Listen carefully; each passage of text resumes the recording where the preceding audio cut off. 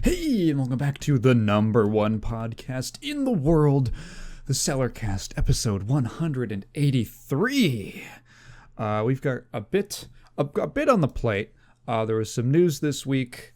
I played some Steam. Steam Next Fest happened.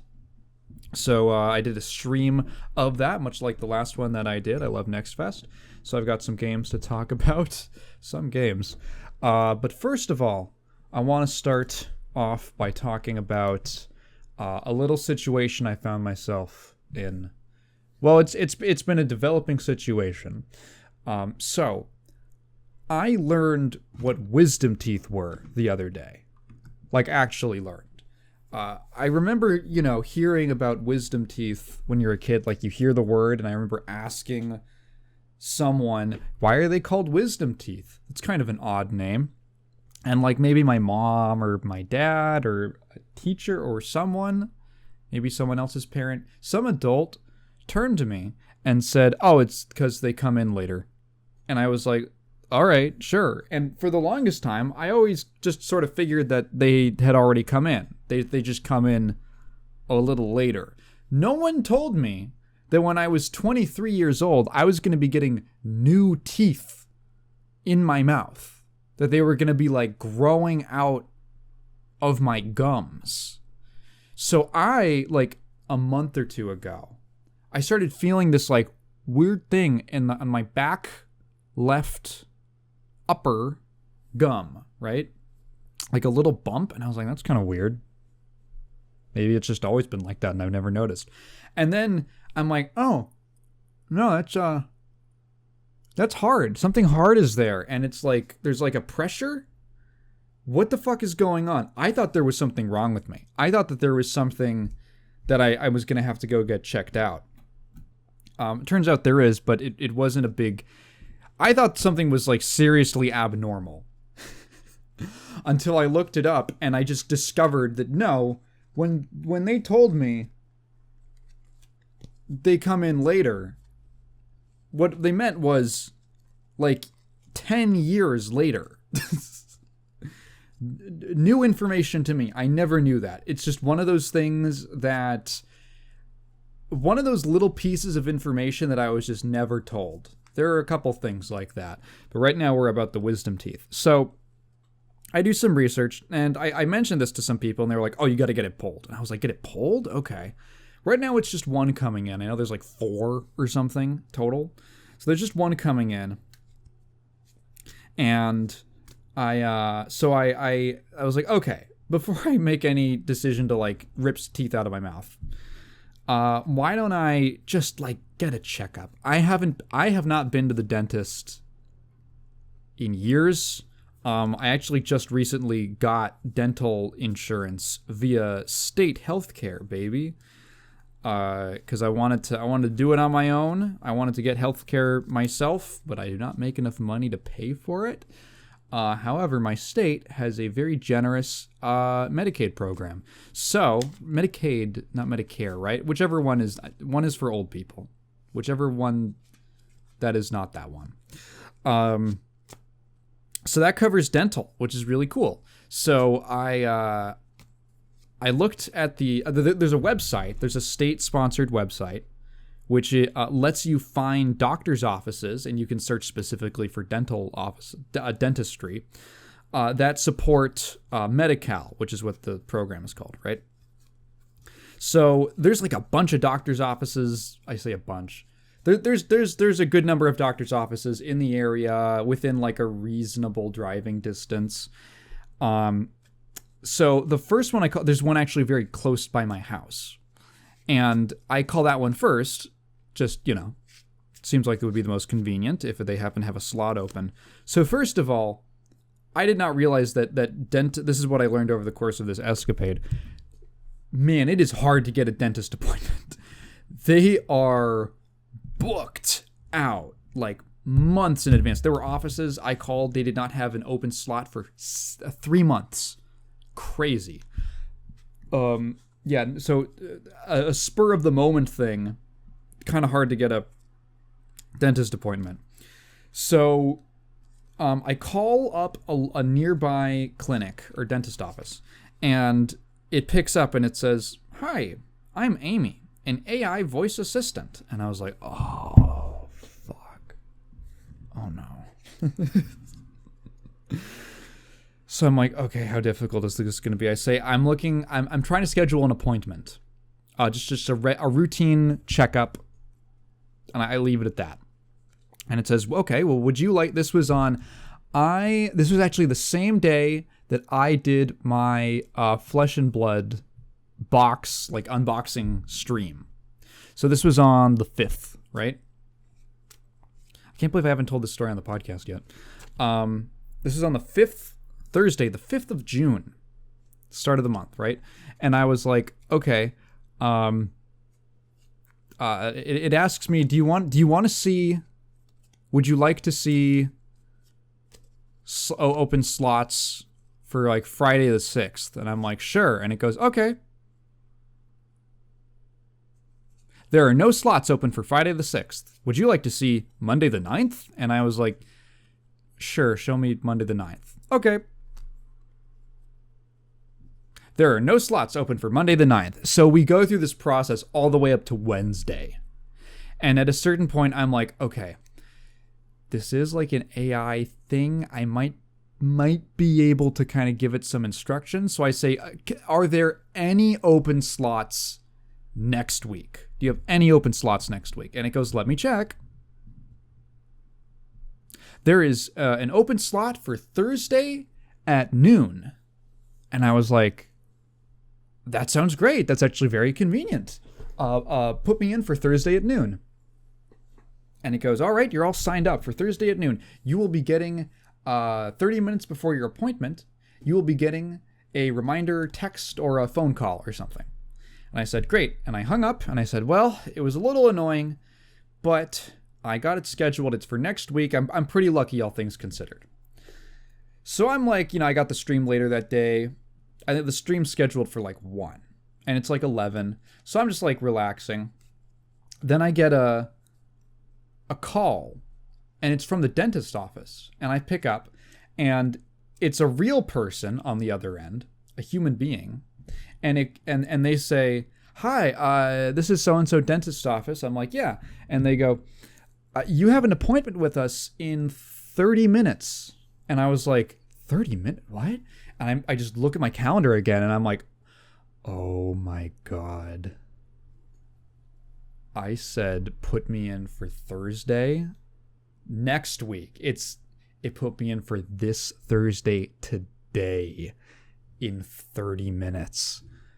Are you serious? I asked it, do you have any open slots for next week? It says, I have one on Thursday. But it meant Thursday this week today. I was like, and I couldn't. It would have been an appointment at 12. I had a stream at 1. I was like, I can't fit that in. I just had to cancel. So wonderful stories with developing technology, and it got me thinking. I was like, man, that is a little concerning how inept that was, right? A human being would not have made that mistake, right? Even if you're all sleep deprived and stuff, you're probably not going to be making that mistake. I'm wondering, how much could you exploit that? Like, to what degree could I, for instance, ask it, are there any open slots for Friday? And it says there's no open slots. I say, is there an open slot for like Friday at noon? And it says no, that slot's filled up. Could I ask who is scheduled for that slot? Would it tell me that person's information?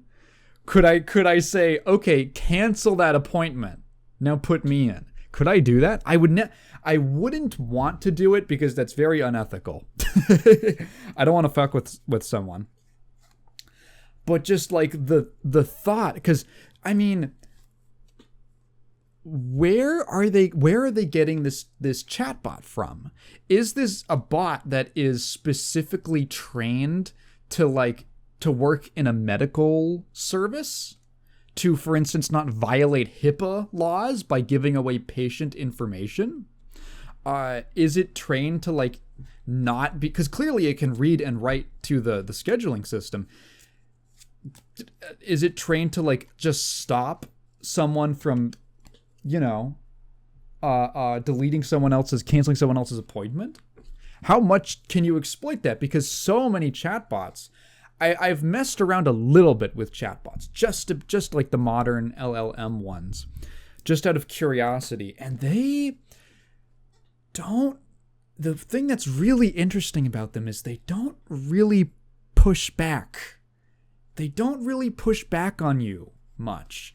They just kind of they'll just sort of go along with you a lot of the time, and whatever detection that I've picked up on of like I can't do that is like a little. There are many ways to subvert it. I think like, yeah, it's a little concerning because I don't think that whoever implemented this chatbot customer service rep is an expert on this technology. I think it was someone at the office who was like, let's cut costs. How much time do we spend taking calls? Well, maybe when we're all the lines are busy, we can have a chatbot take over. But do they really understand the implications of what that is, right? Do they know, like, where is this bot being trained on? Is it just a chat GPT thing? What are the limits of what it can and can't do? How easy are they to break? Is this actually tested? I don't know. And it's a little concerning. It's a little bit concerning. So I ended up getting another appointment booked with a local doctor's office, a local dentist's office. And then I overslept for it. And I woke up and I was like, oh, fuck. I was supposed to get a ride from my dad. So I went to go talk to him, and he was like, oh, I didn't want to wake you up. I didn't want to make you feel like I was like, treating you like a kid. And I was like, I would have appreciated it. I would have appreciated it. So,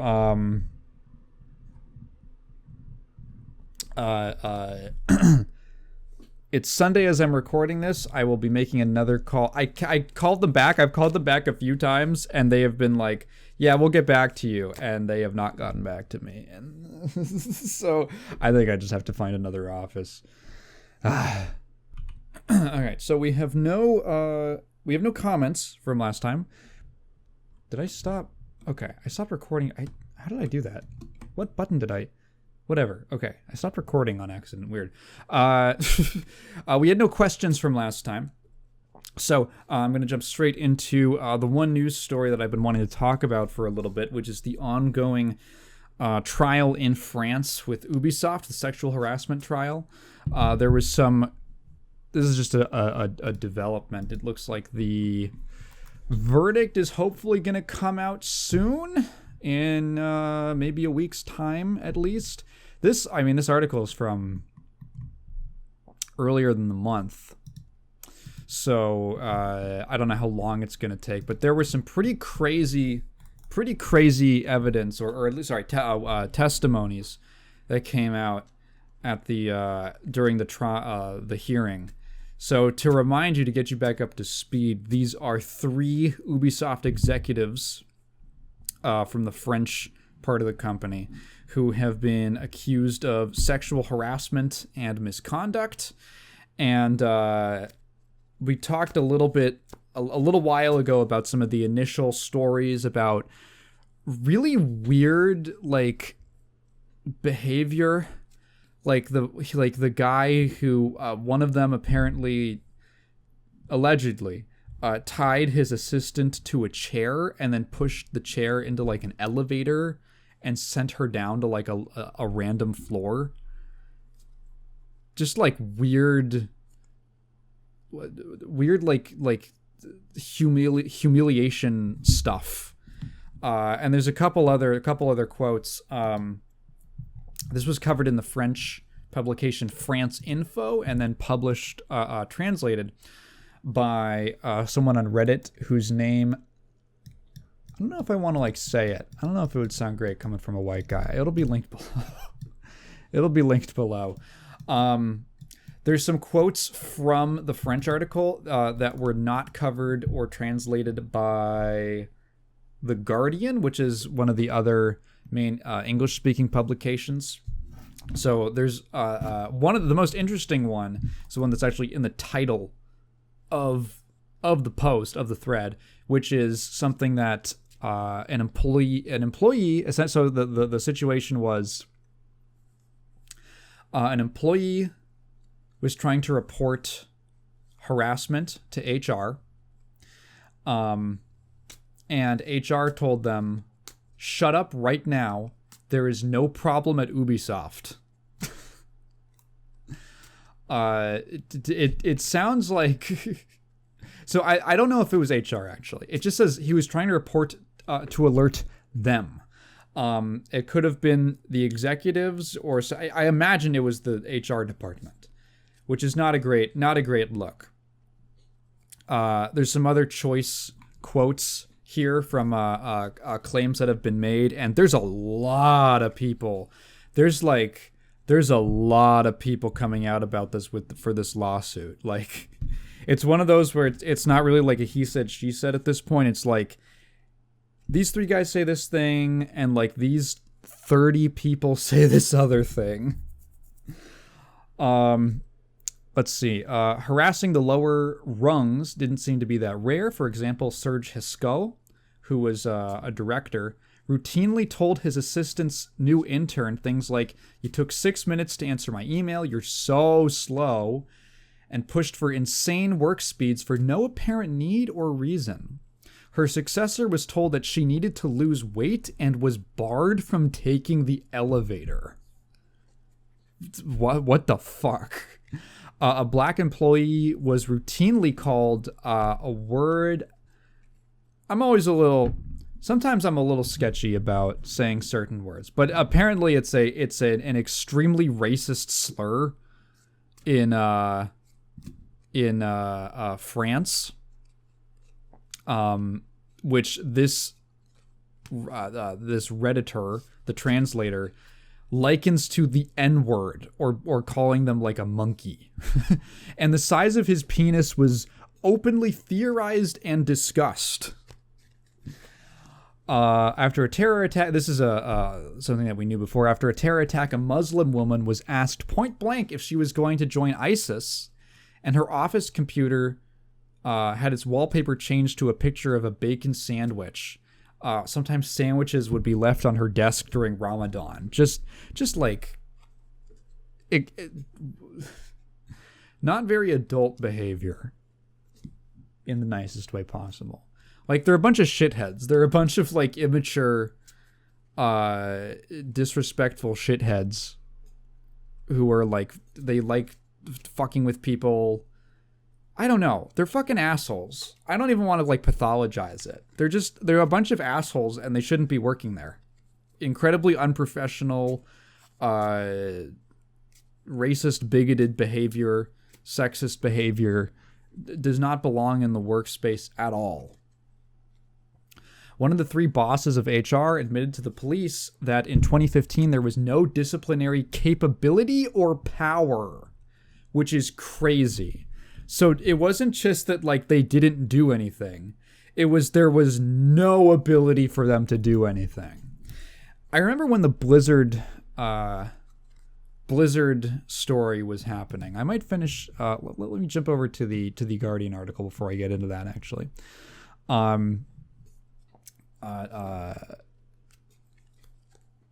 court heard that between 2010 and 2020, the Ubisoft offices in Montreal, I'm not sure exactly how that's pronounced, which is just east of Paris. This is in France. The 3 executives created an atmosphere of bullying and sexism that one member of staff likened to a boys' club. One alleged victim told the court that the, quote, the sexual remarks and sexual jokes were almost daily. There are a bunch of accusations of the what is his name?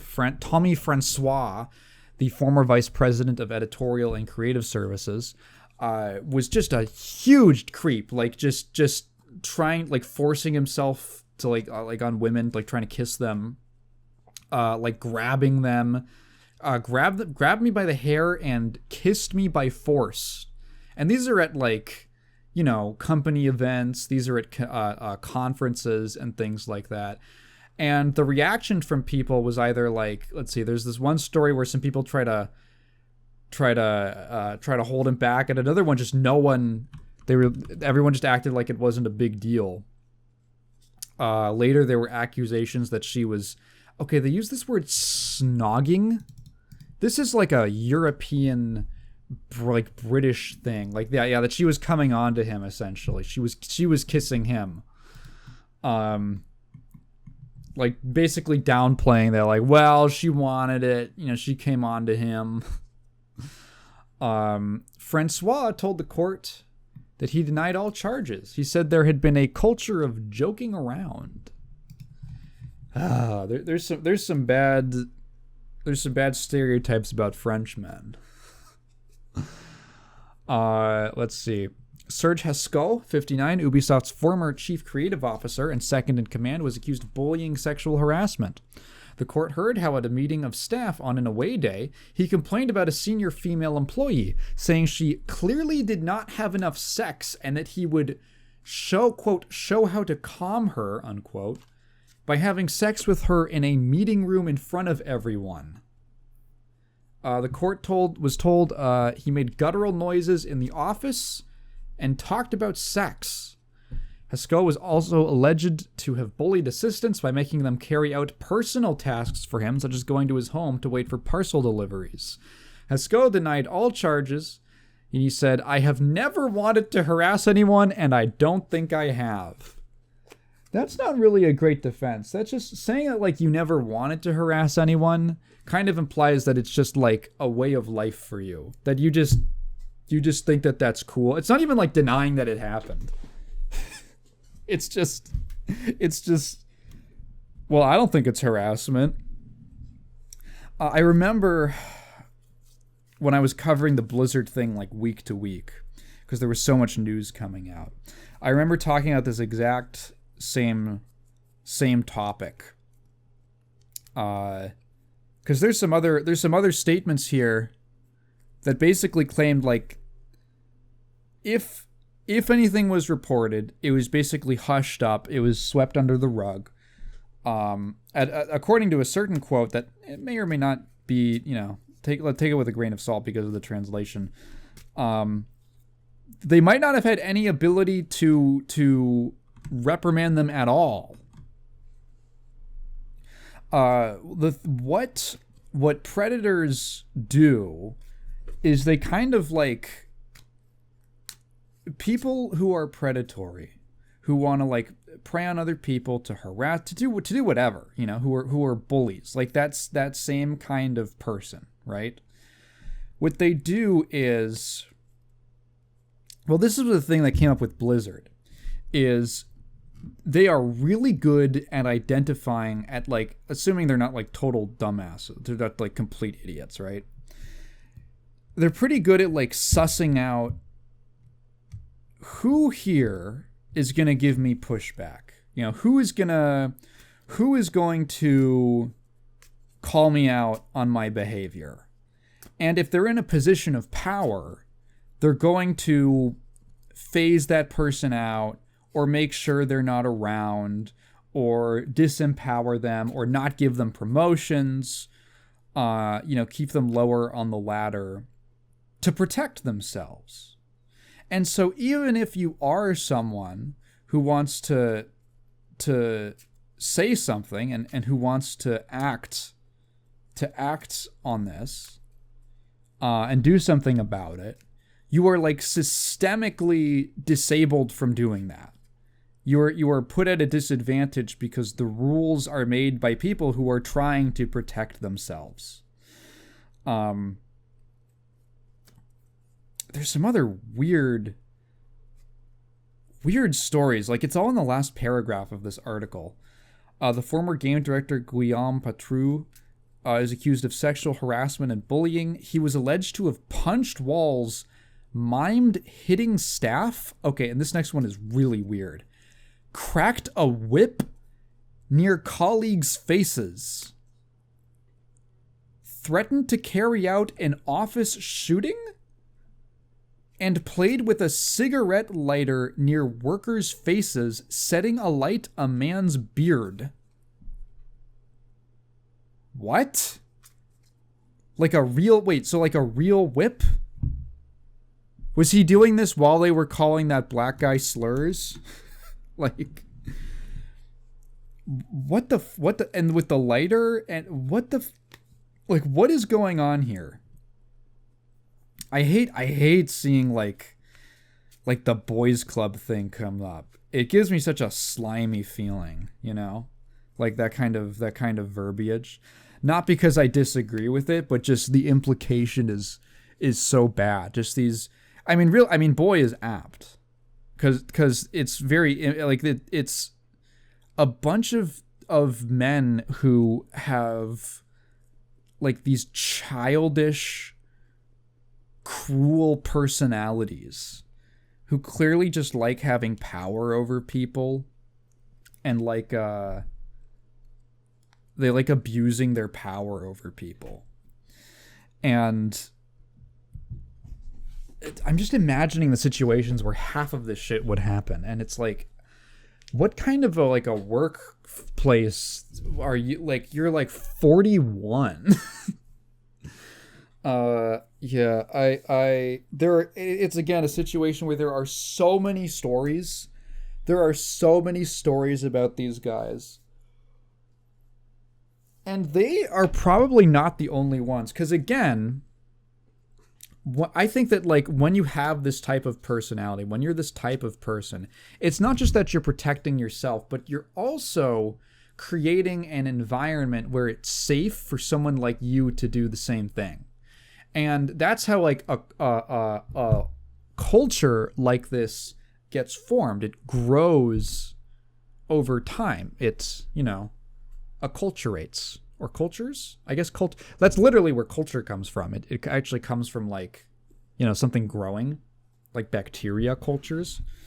So someone who is also like a slimy, weird, creepy piece of shit sees that this is what they can get. Like, if the boss can get away with this, if the boss is doing this, well, then I can do that too. And I would not be surprised if there were other people who were doing shit like this because they felt encouraged. They felt like, well, you know, it's I saw someone else do it, I can get away with it. And it's a shame that these people had to deal with that. I hope that there's a massive leadership change, at least at the French studio. Mind you, this is all on the France side of the company. So we don't know what it's like in Montreal. Well, we actually do kind of know what it's like in Singapore. Singapore was actually, oh my God, honestly, you could have called this shit years ago. The Singapore offices were infamous for being like, I was literally explaining this to a friend the other day, and they went like, oh, the Catholic priest did it? And I was like, yeah.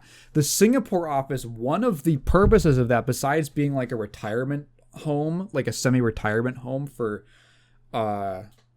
certain like staff, for certain devs, was also like, you know, that was where they tucked away the people with HR complaints. So one of the reasons that the Skull and Bones had so many development issues, well, I think an exacerbating factor, is that they just had like all these fucking assholes, these total creep shitters in the office because they were just like quarantined away in Singapore. And it's like, where did they come from? Also, funny enough, yeah, because they were mostly French. Because they were supposed to hire from the local Singaporean population, and they just didn't do that. They just stuffed the office with a bunch of French sex offenders. Wow. You could have called this years ago, as soon as we found that out. That is crazy. I'm just now putting that together. It was somewhere in my mind, like I knew both of those things independently, but it's just clicking together now. Jesus Christ. Yeah, and I mean, it's the type of thing that I think you just have to, like, you need, like, a really strong, brutal regime change. Like a dramatic upheaval of the company culture, and, like, a zero tolerance policy. So, at the very least, I hope that this case results in someone who's not, like, a creepy piece of shit getting put in charge, and hopefully, at least on the culture side, turning things around at Ubisoft. That's the most that I can hope for right now. We'll see where that goes. I find it difficult to believe that they would get off scot-free from these. I don't know how the French court works. So I'm not sure. Like, what are the maximum sentences. I don't know what I don't know what's common in a situation like this. Or, how different it would be from, like, the like an American harassment trial like this, like what happened at Blizzard, for instance.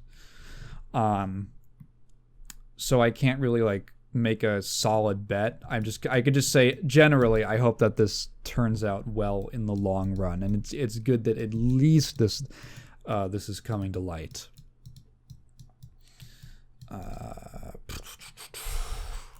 That was a downer, but I wanted to cover it because I just don't see anyone talking about it. I've never seen anyone talk about this case, and I think that that's weird and kind of a shame. So yeah. Yeah, none of those guys who are all like, oh, the gaming industry is being ruined, none of them ever talk about, what's happening to game developers. None of them ever talk about crunch. They only ever talk about minorities. That's so weird. Isn't that so weird? They never talk about how maybe that black guy at Ubisoft might have had trouble doing his job when he's getting racist comments all the time. That's so... Huh. Well, in any event, the rest of this should be a little more positive. Because we're going to talk about K-Pop Demon Hunters. Yeah! Wow, talk about a tone shift. But hey, what else do you come here for? What else do you come to the Cellarcast for? Sorry, Cellarcast. There's no "the" in the title. It's like Fast and Furious, not The Fast and the Furious. So, Kat really wanted to watch the new Netflix-released animated film. I believe it's a Sony? I think it is a Sony animation, but it's released on Netflix. K-Pop Demon Hunters.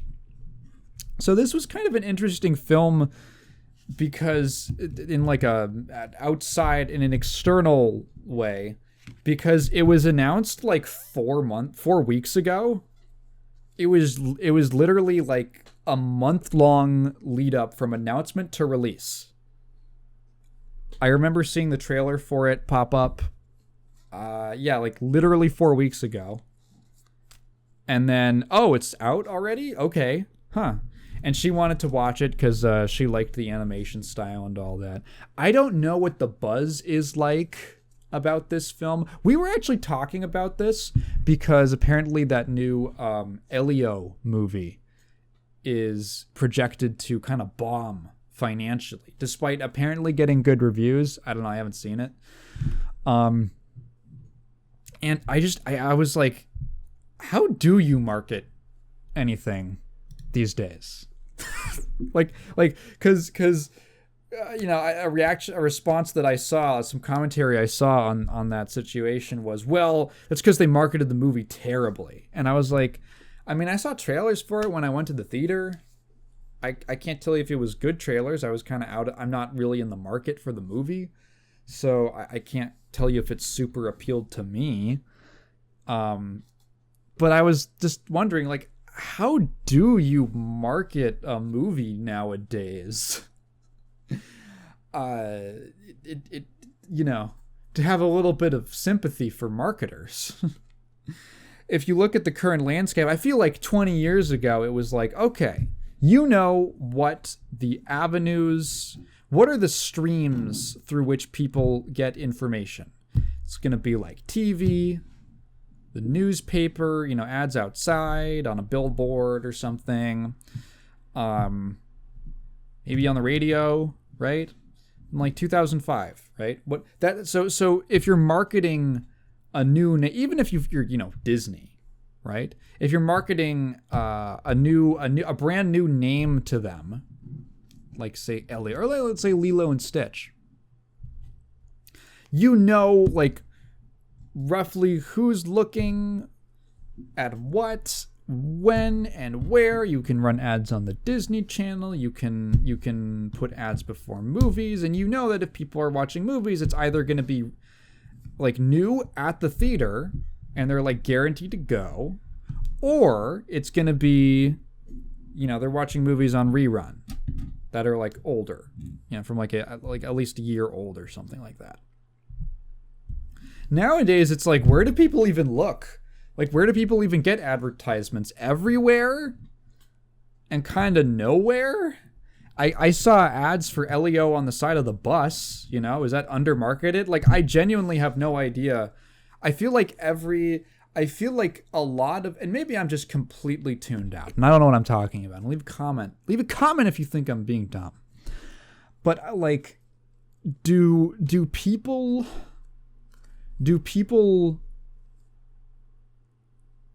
I feel like a lot of successes are either pure word of mouth or it's some kind of like established name brand thing. I feel like marketing is so much less powerful nowadays. That might just be me, but that's just kind of like the vibe that I've gotten. Anyway, KPop Demon Hunters. So if you hadn't heard of this film, maybe that's, I don't know. Have you heard of this film? I saw the trailer. It popped up on Reddit for me a few weeks ago. Redditor, raising my hand. And my impression was, okay. I thought the name was kind of funny. Very direct. You know exactly what it's about. And so, having watched it now, I would say that it is a lot like the 2005 Pride and Prejudice movie, in that it is actually, I think, quite good. I am just nowhere near the target demographic for it. Like, it is miles away from from what I would be interested in. And I mainly watched it for Kat, right? She really liked it. And I was like, do you even listen to K-pop? And apparently she used to. I think now she's getting into it again because of this movie. She's going through a little... I know it's over when she changes her profile picture on Discord. I know that she's going through a little phase. So, which she has done for this movie.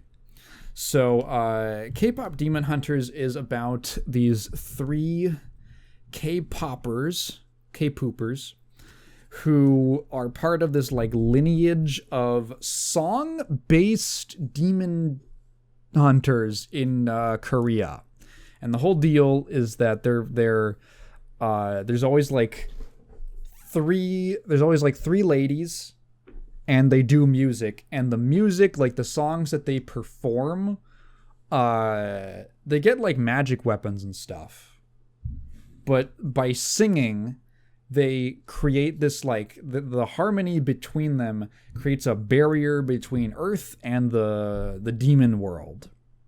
And so throughout generations, the style of music changes, but its importance and its significance to like this process of keeping up this barrier, the Hongmun, I think that's what it's called, remains. So in the modern day, that of course makes them K-poppers.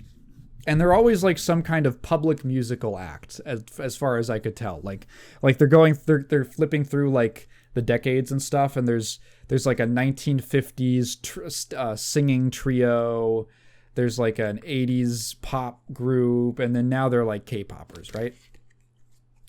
So this movie is really immersed in the K-pop culture, again, from an outsider's perspective. I think that I think this might be the first film to pass the Bechdel test for gay men. I don't think there's a single truly straight guy depicted in the entire movie. I don't know if the words I'm saying make sense anymore. But that's everyone in the world loves K-pop, and they love the main group. They're called Huntrix. They all go gaga for them.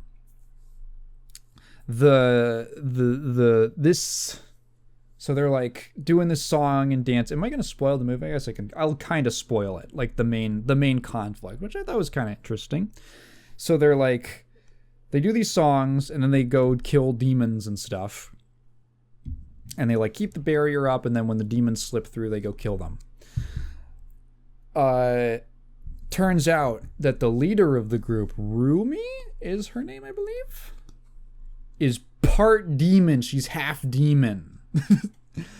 And she has these patterns. It's funny, they just call them the patterns. They don't come up with any kind of like specific terminology for it. They just call it the patterns. That like show that she's a demon, and they're like growing on her body, and it's messing with her voice. There's a whole the whole metaphor symbolism is like shame. So the demons are essentially bound to being like demons by some kind of shame they had in their life. They're like bound to the demon lord guy because they feel they feel ashamed of something. And so her like secret shame is that she's half demon. My mother was Korean, and my father was a demon, not African American. I'm sorry. We couldn't believe actually how close the film was to Miami Connection. It was really funny. They're kind of like the new Dragon song. Friends forever, stick to thick and thin. I don't remember how the fuck the Dragon song goes. Is it Dragon Song or Sound? I think Dragon Sound? I don't remember. Whatever it is from Miami Connection. But yeah, so everything's going great, but she's like, uh-oh, my voice. This is scary. They go to a doctor. This blew my mind. They go to Dr. Han. And he's played by Dr. Han. He's played by Dr. Han from The Good Doctor. And they got him to play a guy named Dr. Han. I am a demon. Nothing seems to work. And then you get the kind of the other half of the conflict, which is this guy shows up, Jumi? Something. I don't remember his name. The Jewish guy. And he goes to the demon lord and he's like, I got a new idea. What if we try to capture the hearts and minds of South Korea with our own demon K-pop boy band group? And they're like, the demon guy lord's like, that's a good idea. So they come to Earth and they immediately start taking over. They become super popular. And they're like, what the fuck? They're demons. And there's this whole like, oh, but the guy, maybe he has like a tragic backstory, but is he lying to her? And the whole like core, emotional core of the movie is basically whether or not you should feel the characters have this thing from their past that they can't do anything about anymore, but should you be bound by that? Should you feel weighed down by that? Should you let yourself be defined by this shamefulness? And I actually think that there's a number of things that the film does that are kind of clever. One of which is making this a story about K-pop idols. because I mean I saw that you hear the premise and you're like, this feels like just kind of a random smash up of things of like with like just take a popular thing. So I think that's popular with Dem right now. But knowing what I know about the idol culture, there's a big aspect of shame in like idol culture. I know this is also like kind of an Asian thing as well. Excuse me. Where like you're seen with a boy, and it's like, you got to go into hiding. You got to go into witness protection. Are you like a whore or something? And so having the three main characters, who I thought were all like actually fairly well characterized, the movie definitely puts the bulk of its development on Rumi and the guy, the leader of the boy band. They get most of the development, and the other characters don't get too much, but they get enough like characterization front loaded that it doesn't. I never quite felt like they were really lacking in anything. There was one aspect that I kind of wish was they went into a little more detail about, which was like, sorry, how was she born? They just say, oh, her father was a demon, and they just never explain why or how, or her mother, like how did that happen, or like she's obviously again ashamed about it. And it's not. This isn't like a plot hole or anything. I was just curious as to like, I kind of thought that with the whole theme of the film that would be her mom might have been a bigger part of it, but her mom is not in the movie very much. It's kind of like it's sort of like how Rumi herself deals with it. There are many other positives to the film. I think that the animation is actually really charming. I like it a lot. It has a very cool, distinctive look to it. I know a lot of people will just say like Spider-Verse as like a broad, like blanket descriptor, but this one looks, I think, very different from that. It just has like, it's just willing to play with things like frame rate a little more. You know, what frames they're animating on and all that. Very pleasing looking film, really well choreographed and directed action with a lot. There's some pretty cool scenes where there's a lot going on, but it never feels too visually chaotic. The motion is very clear, and the way that it's all blocked on screen, it's framed very well. It's very like stylish and slick looking. There's a lot of speaking of stylization and like characters' faces and eyes and things being weird, and it feels a lot like how do I describe it? Like, like parody, like Western parodies of anime from the 2000s. Sort of the way that they would do stuff with like the way that they would depict anime characters' eyes and shit like that, getting all big and stuff. Or like there's a scene where there's literally like the boy band's performing, and like hearts are popping up, and they're like launching them at people, and they're sort of like physical objects. Like it's not just metaphorical; it's like literally happening. It's a very how would I describe it?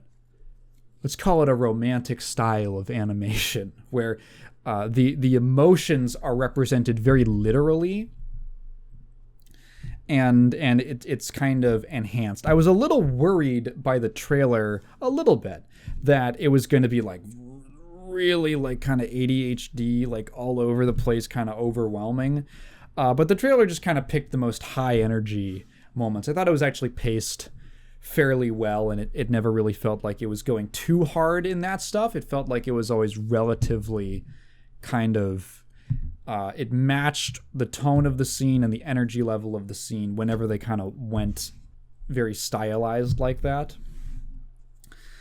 There's a lot of original music in this movie. I kind of assumed that they would go with a lot of licensed tracks, but no, I want to say almost, I think maybe every song in this film is original, composed just for the film. I think it's okay. I think the catch is, I think the catch is that it's performed by, I want to say it's Twice, the K-pop group Twice. I'm gonna look this up. K-pop Demon Hunters soundtrack. Is it performed? Yes, it is. It is. It features a song performed by Twice. So who are the? Is the rest of it just? Oh, okay, yeah. So it's who are the performers? Because I believe that the voice actors are not the performers. Yeah, so I guess, oh boy, okay. There's this whole article on Netflix.com about the creation. Do I have to do research? Ugh. Okay, so it looks like they got some actual like K-pop and like music like producers and performers and stuff, but it wasn't Twice, although they are featured in the film like on some posters and stuff. So I thought it was. But yeah, there's a lot of original music. I am not a again, when I say I'm just not the target audience, the movie opens with a K-pop song, and I said, man, it was like halfway, most of the way through the song, and I just said, man, I realized I really don't like K-pop music. It's just really not for me. And that's something that I have to look at. You know, I talk about, like, I think it's really important when critiquing something to kind of meet a piece of art on its own terms. You know, I think it's important to say, like, well, this doesn't appeal specifically to me. That doesn't necessarily mean that it's bad. It's just not made for my market. I am not, you know, I don't have the singular defining taste of the world. I'm not the anchor point of the world's taste. So I'm watching a movie that has a big K-pop soundtrack, and I'm wearing a Fleshwater t-shirt. You don't even have to listen to Fleshwater to know that those are not compatible sounds. So I can't quite say whether or not the music was good or bad. Kat and one of her other girlfriends said that they thought that the boy band music was better. I don't know. It seemed relatively well produced to me. It was fairly catchy, and I can't remember it, but I remember at the time it was catchy. And emotionally, I think it fit with where the movie was. The songs were... It's funny, because now that I think of it, it really is kind of a musical. It is kind of a movie musical. It's not just like we're using licensed songs. It's like the songs are written specifically based off of what is happening in the film. They're telling... The story is being told through the music as well as the non-music stuff. So it's actually a lot closer to a musical in a funny way.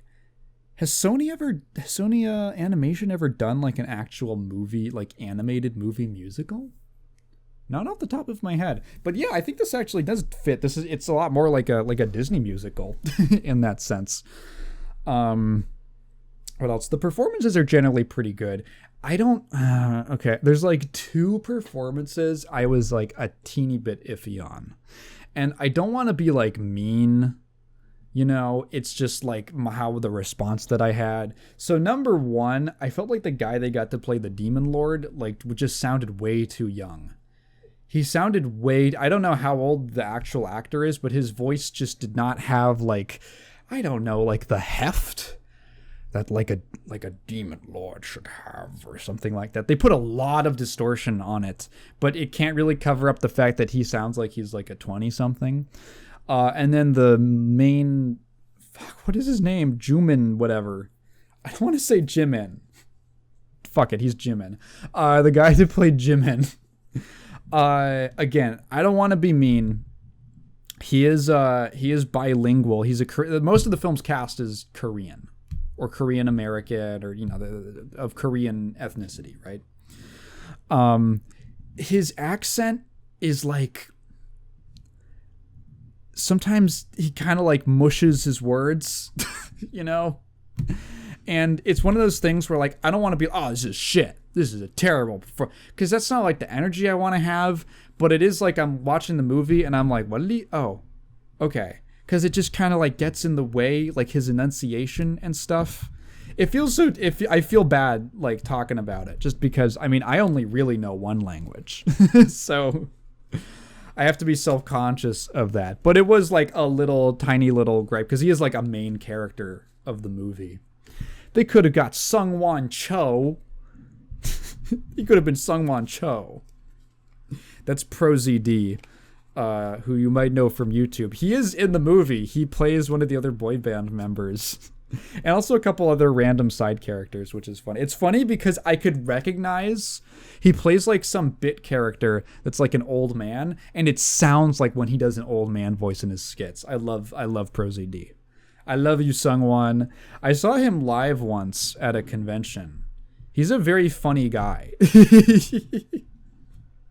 He has a very funny, like, off-the-cuff, dry sense of humor. So I love seeing him. Love seeing my man make it on a major motion picture. But yeah, I don't know. I thought that the movie overall, it is. I put another one up on the board of Asian girls having problems with their moms' animated movies. Or not even, don't even have to go, you go all movies. It's another one of those. Dude, Asian women and their moms seems like some shit that feels like a circle of hell from what I can tell. We do not get this many movies about white women and their moms. Maybe we need more movies about those. We do not get this many movies about black women and their moms. I'm calling on other races of the world. You guys, there's a huge opening in the market for stories about women and their moms of different races. Come on. I think we could push this meta a lot further. Let's get into an arms race. Let's get into an arms race with movies about women and their moms, but through different cultural perspectives. Yeah, but overall, the movie is like, for me, a 23-year-old guy who has the music taste that I do. Dude, I was listening to Gil Scott-Heron this week. I was listening to Title Fight this week. The movie's not for me, although it has many, many benefits. Benefits? That's a weird way to say it. It has many pros. It has a lot of strengths. I thought it was relatively charming. It was pretty interesting. I never really felt bored. It's relatively short. It's pretty brisk. It's very nice to look at. The music seemed fine to me. If you're a 13-year-old girl who likes K-pop, this movie probably rips. This probably goes hard as fuck. You probably love this shit. And I am just not that guy. I'm just not that guy. I'm reading the comments. I am reading the comments. I read it when you guys question my gender. I've had this idea for a bit where I come out as like a trans guy just to make all of those comments seem like in really poor taste and very rude. And like, you guys were giving me dysphoria. Oh no, it's not working. Just to make them feel bad. During Pride Month? That would be an incredible play. That would be an amazing play. Anyway, yeah, K-Pop Demon Hunters, pretty good. If it sounds interesting to you, or you like K-pop, or it seemed cool, I don't know. Check it out. I was listening to a lot of Gil Scott-Heron. Actually, I want to talk about that because I've been on a little tear of listening to like classic soul and funk and stuff. I've been listening to a lot of the. So I think one of the. Okay, have you guys ever heard Durando? Durando is like. He's like a soul singer. I don't know the exact terminology. I believe it's like you would be classified under like soul, maybe some R&B. And he is like, when you are doing a parody of like a Muppet voiced soul singer, it's Durando. Go listen to Didn't Die. That's a great song. He's like,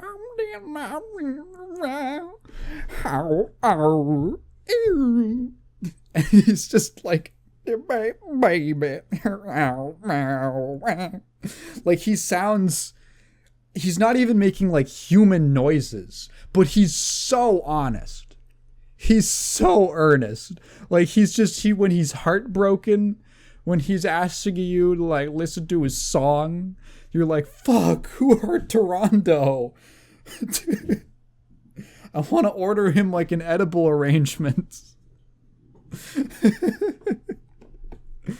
Like he's great. I've been loving it. I listened to Gil Scott Heron, who you might know him if you grew up and went to school in the U.S. for The Revolution Will Not Be Televised, which is kind of in this semi-joking category of what I've heard called English teacher music.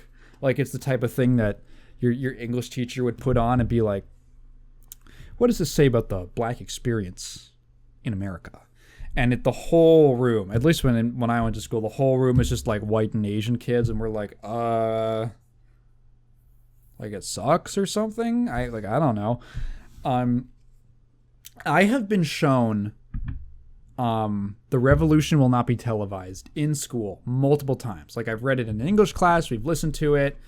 Like I think in middle school, probably at least 3 times I have been shown that song by like an English teacher or somebody, in a school setting.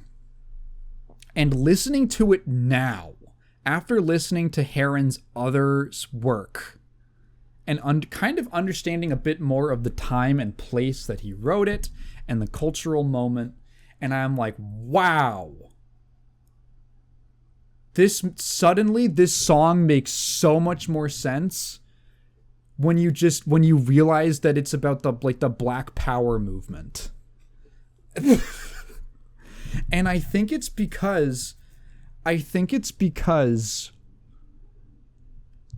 had a lot of teachers, like all my English teachers were like liberals. And the idea that, okay, so like the Black Power movement was a social movement in America when did it start? It was at least a thing in the 60s.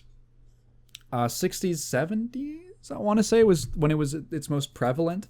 If you've heard of like the Black Panthers movement and stuff like that, they were kind of, or the Brown Berets, they were tied into that.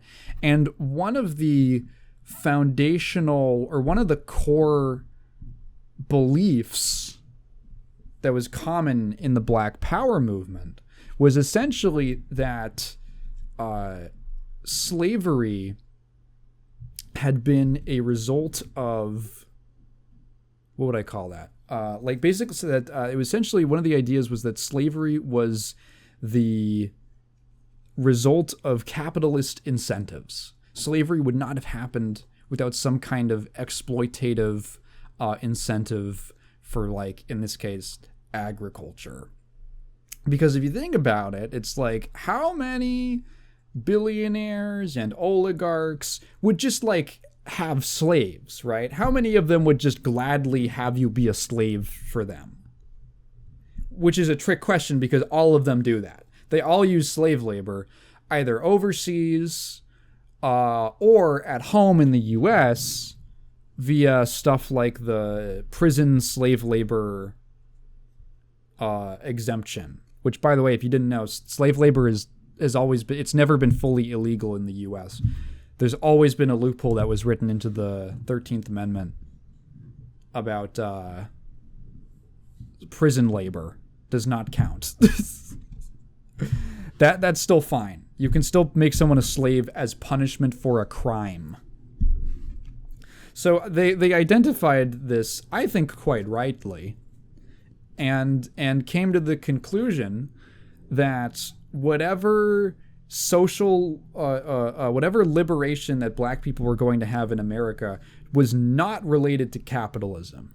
That they could try to succeed within a capitalist system, but ultimately they were playing the white man's game.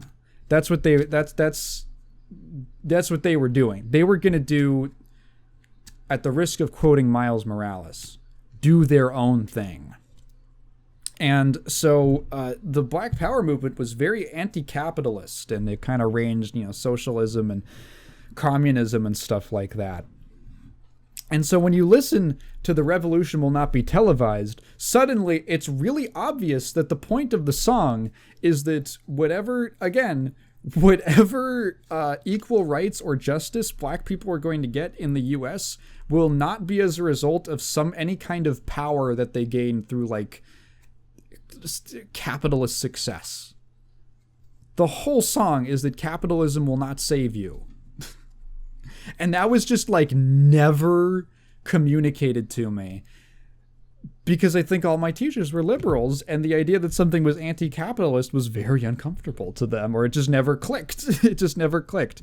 And it's just crazy to me that a song that is so obvious, and obviously politically charged, from that context, was just never explained to me like that. How interesting. Neoliberalism is a funny thing, I'll tell you what. Anyway, Gil is great. Go listen to I'll just learn about random historical shit from him. First of all, his voice is incredible. He's one of the few singers that I listen to, and he hits a harmony or something, and I'm like, oh fuck yeah, yes dude, yes. He will make me get into anything. He goes, we almost lost Detroit, and I'm like, fuck, we did? Really? Fuck. And then I go look up, what does that mean? What is that referring to? Did you know that Detroit almost got obliterated in a nuclear meltdown in 1966? There was a nuclear power plant outside of Detroit that, due to just someone fucking up, almost had it had a partial meltdown and almost destroyed, irradiated the city. Crazy. It was one of the events, we don't talk about it nowadays. The Fermi, you can look up, it's the Fermi nuclear power plant partial meltdown. We don't talk about it nowadays. It's interestingly enough kind of faded from the public consciousness for decades at this point. But that was a big part of the anti-nuclear movement in the environmentalist movement that probably set us back on going to clean energy by 30 years. Thanks, Detroit. There was a book published about the incident called We Almost Lost Detroit, which was a direct quotation from an unnamed source who I believe worked at the power plant or was in that, or for the energy company or something like that. That was the quote. It was, we almost lost the city. So Heron is writing about this, and Detroit, it's this major industrial city at the time, very working class city, large black population. So I'm sure that hit kind of close to home for him. And I was like, Jesus, I just all this random little history stuff I've never heard of. Just great stuff. If I was going to recommend, honestly, just pull up a Gil Scott Heron playlist. He's got some good, Song of the Wind. Incredible. I love that song. What are some other good ones? Gun is pretty interesting. A lot of just really interesting political music. His voice is fantastic. It just shakes the pillars of your soul. Super catchy. Yeah, been listening to a lot of that. Go listen to some of that stuff. I want to get into Steam Next Fest, some of the hand stuff I was doing. Because there were some cool demos that I played on stream. So I played a total of 5 games, and then a little bonus game, and you'll see why. So, same premise as last time. I think it's a pretty fun. I thought it was a pretty fun stream that we'd done previously for the Next Fest. So I just repeated the same format. It's spin a wheel and then play a game for 30 minutes. Play whatever game it lands on for 30 minutes and then vote if we want to continue or not. So the first game I played was called Who Are You? It is a first-person horror game that is aliens? ? There's a lot of alien iconography and stuff like that. There could be a twist later on. I don't know. We didn't finish the demo because the intro is a little slow, kind of sets the mood. I would have been interested in continuing it, but chat voted no, just to move on. So, not terrible, but I don't have too much to say about it. I am very vulnerable to getting jump scared as soon as you put like some kind of decent level of atmosphere in your game. What I played of the demo was pretty decent. If it sounds interesting, have at it. It was mostly an atmosphere thing. Next, I played Blind Touch. This was a blindness simulator, I guess you could say. It's a game that is the premise of the game is that you've been in an accident that has dramatically reduced to like removed or completely disabled your eyesight. And you've been given this cane with the catch is it's like there's a little sonar on the cane to let you see a little bit more. Basically, it's I guess an in-universe explanation for giving you a little echolocation, which actual blind people kind of develop a little bit of after they go blind or if they're born blind.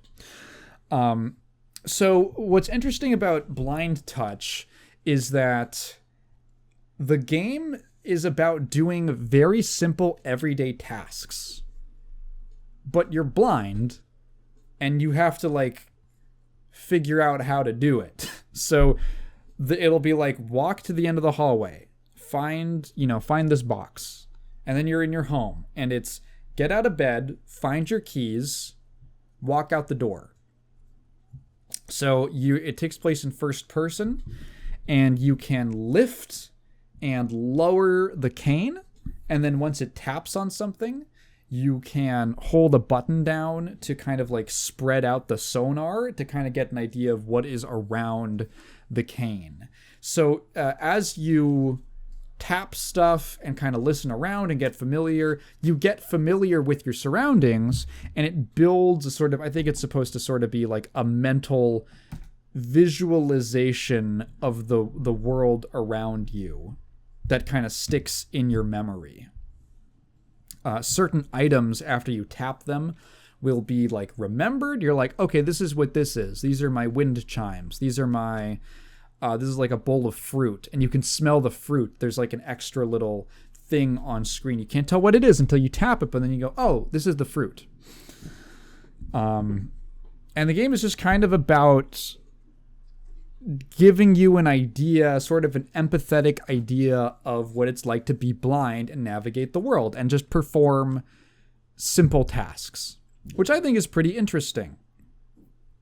It's a couple short levels, and I think I had a pretty decent idea of it at the end of the 30-minute run. But I thought it was cool.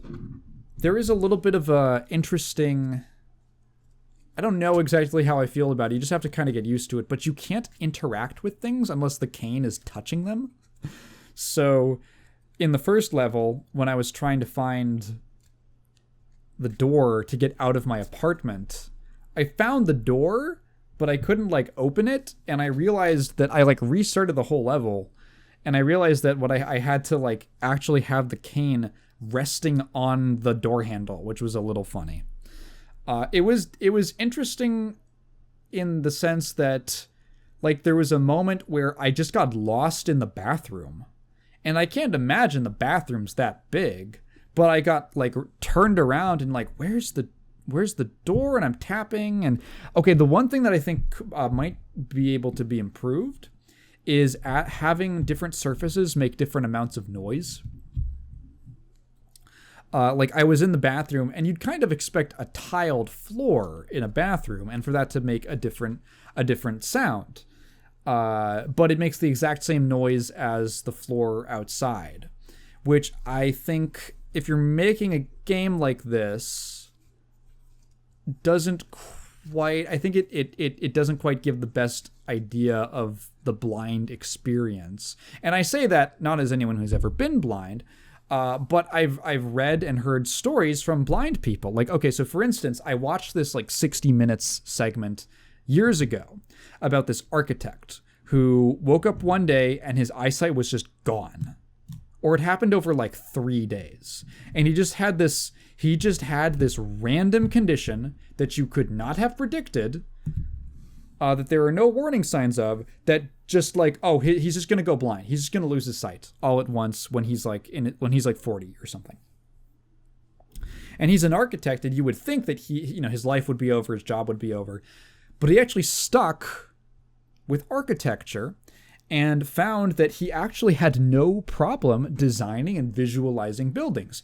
And he instead started designing things that were extremely handicapped accessible without compromising on aesthetics or construction. And there's these really interesting segments where he's walking around with the 60 Minutes, interviewer, and they're walking around a space like a train station that I think he helped design. And he's tapping with his cane, and he's demonstrating to her, okay, look, so I'm tapping, you hear the noise of that. Tap, oh, different sound. It's a different material. If you tap the the like, it'll be like a different, usually it's like yellow or blue or whatever, the plastic, that hard plastic shell bear, whatever, that thing on the floor that's like 2 feet from the 2 feet from the edge of the platform, right? The edge of the platform. You tap that, and that's not just like a visual indicator, it's also for blind people. Literally, you tap that, that's a very different sound. So they know, okay, this is how close I am to the platform. There's no risk that I'm going to accidentally walk off onto the train tracks, right?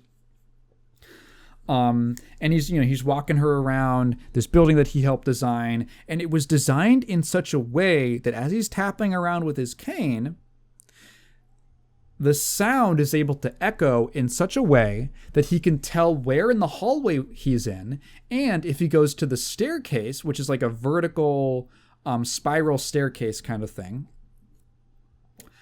he can tap around, and the sound carries such that he can tell roughly like how far away he is from the next floor. And then like at the top of the steps, there's a little strip that sounds a little different, and he goes, okay, I know that I'm at the top of the steps.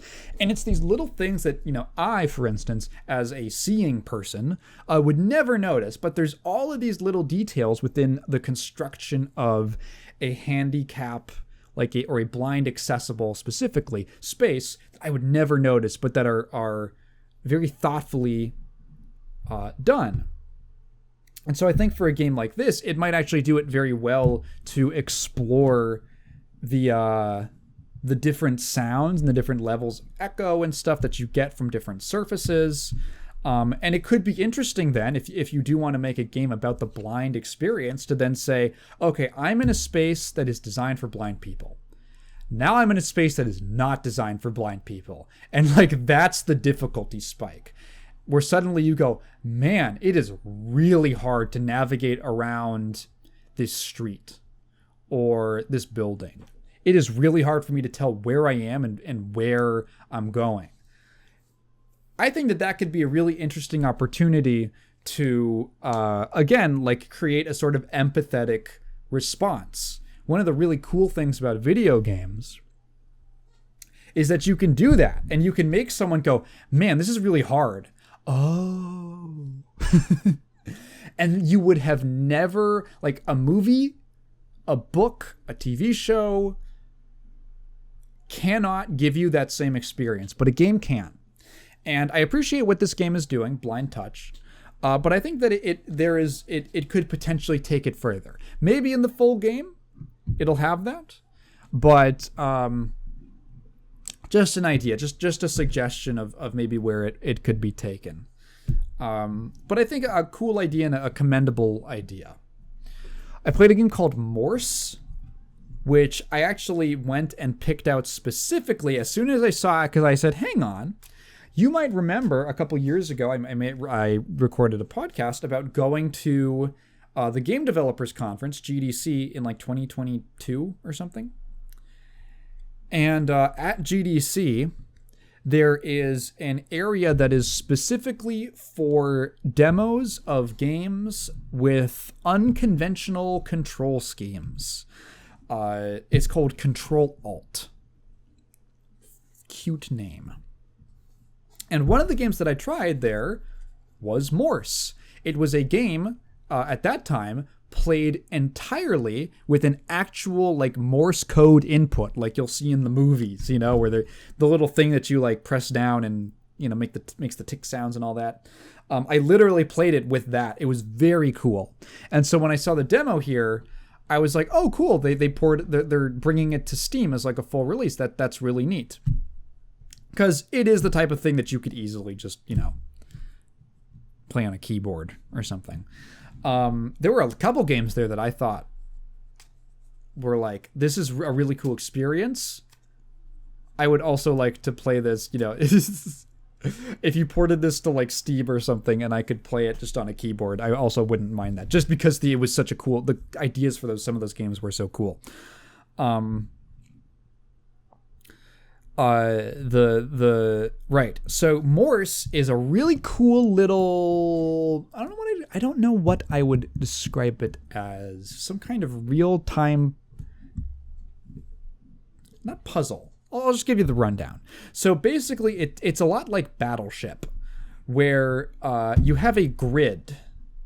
You have a grid, and enemy warships come from the right and they move to the left on like one of the planes of this grid, one of the rows of this grid. And your job is, you've got a little crosshair that rests on one of the cells at any given time, and you can switch. You're trying to switch your crosshair, your targeting reticle, to a space where one of the enemy warships is at, and just to fire at them with a missile. You can also lay down mines before the level starts, and then like the wave comes, and it's like this wave-based thing. The catch is you are switching between these spaces by inputting Morse code. So there's a word at the top, and then there's numbers, that's like the x-axis, and then the y-axis is numbers. So letters, you input letters to move left and right, and numbers to move up and down. And the challenge of the game is basically how fast can you put in Morse code? Because some things, I mean, literally one of the two inputs of Morse code is holding the button down for longer. So if, you know, I think a 1 in Morse code is like dot, dash, dash, dash, dash. It's 4 dashes. So if there's a ship on, you know, the first row and you're like, fuck, ba, ba, ba, ba, ba, ba, and the whole time it's moving, right? And oh god, it's speeding up. Also, the ships are hidden. You can't see them until you launch a cannon at a space, and it will kind of light up the area around it. So there's a lot of hidden information. Very simple, straightforward. It starts ramping things up with just more spaces. Just the playing field gets larger. There's more ships. Some of them are faster. Some of them take more shots. You get upgrades after levels to your weapons. You can get like occasionally you'll be able to load like a bigger shell or something that'll hit multiple like adjacent spaces. And all the inputs are just in Morse code. Also, really cool, really nice feature in the options menu to actually fine-tune the Morse code input. So you can control how long you have to hold down the button for it to count as a dash, and you can control how long you want it to take before it takes the entire input that you made. Because every time you input like a dot or a dash, there's like a bar that starts ticking down, and when it gets to the bottom, it'll accept your input and like move you to that space. So at the start, I felt like it was a little bit slow. I eventually got it to a space where it was fast enough that I felt like once I started getting the hang of the Morse code, I didn't have to like hold up. I didn't have to do too much waiting for my inputs to go through. And you know what? Once you get the hang of it, it is really fun. There's just something about the way, that level of friction, that you can't just point and click it where you wanna go. You have to like do this kind of code. You literally have to input a code with different timings for each character to move around and make your inputs. And just that little twist makes it really satisfying once you're able to get really fast at it and like dot dash, and then click and shoot, and then you're like, okay, now dash, dot dash, and then you move over, and then like dot dash, move down, and then click and shoot, and you get like into this groove, and you feel like, oh, I've really got this down. So simple game, small game, very nice minimal aesthetic, just kind of like white on black with a little bit of red. Just cool. Go check it out. It's called Morse. And yeah, apparently it's going to be, the game is like, I don't know how much longer the game is going to be in the final release. I think there's like 20 something waves maybe, which I think would be cool. I don't know how many more mechanics they would add. I also don't remember if they were planning on like having some sort of endless mode, which I think would be fun. I think some kind of like survival mode would be really fun for this game, with just like infinite ramp up or something like that. Because this is the game. This is the type of game where you want to get good at it, and then once you're good at it, you're like, oh, now I want to push it. Really cool. So definitely check out Morse. Another really cool game that I was not expecting to enjoy as much as I did. It was called To the Bridge. I'm gonna spoil it. How do I recommend this before getting into it? It's a game where I haven't played something. I can't even remember the last time I played a game quite like it, because it's not a game. Unlike Morse. Morse was a game where you learn the rules and then you get better at them. And I would say a lot of games are like that. Most games are like that. To the Bridge is a game where the challenge is learning the rules, which is a very distinct dynamic that I cannot find another instance of in my mind. Not easily. A game that doesn't tell you the rules. So now I'll just get into what it's about. The idea of To the Bridge is that you are on a space station. It's very simple. Very simple, small, contained game. You are on a space station of some kind, or a spaceship, I don't know. And there's been some kind of catastrophe, and you have to get to the bridge. However, you are also stuck in some kind of time and space loop. I think more of like a time loop. So the whole game is literally one hallway. You walk down the hallway, there's like a robot going the opposite direction. There are posters up on the wall. There's some window to your right. There's a window to your left with some ships flying past. And you get to the end of the hall, and the door opens and closes, and then the lights kind of blink on and off. And then when they blink back on, you open the door, and you're still in the exact same hallway. Hallway 8. And you're like, huh, that's weird. So I started messing around, and I started trying to figure out, okay, how do I progress? And then I did something that got me to hallway 7. And I went, ooh, what? And then I go back to 8 and I'm like, what did I do? And now because it's so simple, right? Like the game is so simple. And you're like, how much possible variance could there be? That suddenly you start looking at every little thing that you're doing and every little thing in the environment to try to figure out what's different or what's new. So eventually I figured out, I swear to God that this is how it works. And maybe this is just my crackpot theory, but I think that I believe the trick is that if as you're walking into the door at the other end of the hallway, you have to like look at the windows and then turn away as you walk in. I think that's how you progress to the next hallway, which is also identical, except sometimes it's not. Sometimes there's a little itty bitty thing in the hallway that's different. It'll be like the posters are in a different order, or one of the posters looks a little different, like the colors on it are different. Or maybe there's like a fire on the left and the fire is a different color. Or maybe one time it was like the ships flying by through the window are backwards. They aren't flying the other direction. They are flying backwards, like their front is facing behind. At one point, it was like the robot is actually turned. It's a little like R2-D2 looking robot, and the face is turned around. And I was like a little detail.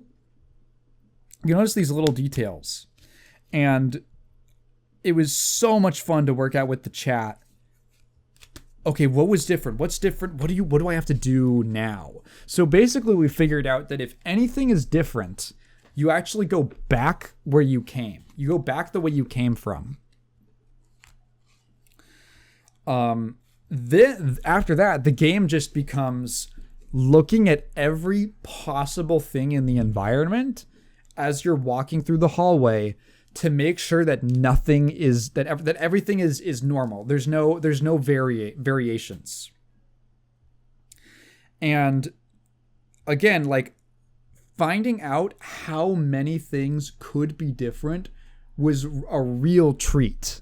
'Cause I don't know, it does so much with so little. It was like you think that it's such a simple setup, and you really take for granted all of the little details in the environment until you have to start really looking for them. And then you're like, okay, this is the and I'm looking at everything suddenly to make sure that nothing's off. And then putting all the pieces together and catching the abnormalities when they showed up and getting through the hall, like all 8 hallways to get to the end, was extremely fun. It took like about 30 minutes to figure out, but it felt very rewarding. And it was, I don't know, it was just a really cool, fun experience. It was completely different. I felt very clever, like we'd all kind of figured it out, because it gives you so little. The game tells you absolutely nothing. The title is basically the most that it says. To the bridge. Get to the bridge. How do I get to the bridge? I guess I'll walk forward. Oh, now I have to figure out the rules of how to advance. And that was just a really interesting, unique dynamic. It reminded me a bit of like escape room games and stuff like that. And it was, it was a really charming little game. It's called To the Bridge. I'll recommend that one to check it out. Probably would be fun to play with someone else as well. Like maybe to play in a call or something like that, to be like, did anyone notice something weird? Apparently in the full release, there's going to be like way more stuff, way more variations and stuff like that. It's going to be a lot more content. So very cool. Good job. Thumbs up. Uh, lastly, for the demos, I played a game called Gallery Theft, which was asset flip trash. The demo was genuinely about a minute and a half worth of game. Maybe 2 minutes worth of game before it ended. Could not believe it. The what is it? The promo image was just AI generated. Basically, the developer is just a hack who puts up AI. They put up asset flip games, like low quality, trashy asset flips, makes some kind of AI cover photo, and then uploads it to Steam. Total hack. Very unfortunate. I don't even know why I clicked on it. I just download demos at random. And to be fair, for the most part, it's worked out. This time it didn't. That was kind of disappointing. And I was like, damn, I didn't want to end on that. So a viewer suggested that I download Space Station 14. Oh boy. So, Space Station 14 is a sequel to a game called Space Station 13, which is, to the best of my description, a role-playing game in very literal terms. The entire point of the game, it's like a top-down, it's made in a very old engine called Beyond. And it's essentially like a top-down game where you're controlling a little character. I believe it's tile-based, technically. And you and a bunch of people in the lobby are on a space station, and things happen, and you're supposed to roleplay. There's a bunch of different species that you can pick from. You can customize your appearance and your name and a bunch of character details. You get to pick a job, and then you just kind of get on the space station and start role-playing for maybe 40 or so minutes until usually something happens, and there's some kind of I believe the game is kind of scripted so that there is always some sort of antagonistic group that certain players secretly belong to, and they're trying to accomplish some sort of goal, and assuming that everything goes well, eventually everyone evacuates, or assuming that they don't succeed, you like evacuate or whatever. And that's like what happens in a round. So the game has extremely in-depth mechanics and systems. There is a lot, and I do not feel qualified to go over everything or even half of what is in the game.